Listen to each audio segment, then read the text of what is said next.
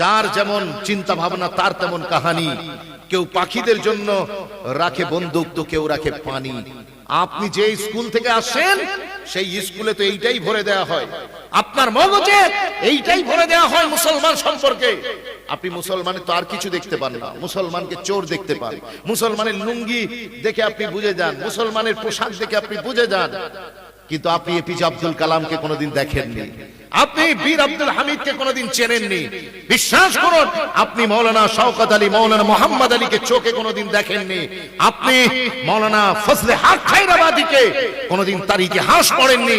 বিশ্বাস করুন, এদেশের জন্য কাঁধে কাঁধ লাগিয়ে লড়াই করনেওয়ালা 30,000-এর উপরে আলেমে দ্বীন, যাদের লাশকে দিল্লির রাজপথের প্রত্যেকটা গাছে টাঙিয়ে দেওয়া হয়েছিল, সেই মানুষগুলোর ইতিহাস সম্পর্কে আপনি কোনোদিন পড়েননি।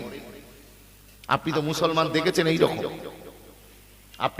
আপনাকে দেখানো হয়েছে মুসলমান। আপনার চোখ থেকে কমিউনিজমের চশমাটা খুলে ফেলুন, সাম্প্রদায়িকতার চশমাটা খুলে ফেলুন।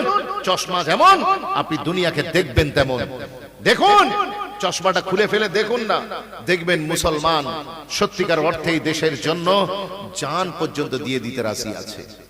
তার কারণ মুসলমান এই দেশের জন্য আগেও জান দিয়েছে, প্রয়োজন পড়লে আবারও দিতে আছে, প্রস্তুত আছে। বলেন না ইনশাআল্লাহ? আর একটু জোরে বলুন না ইনশাআল্লাহ।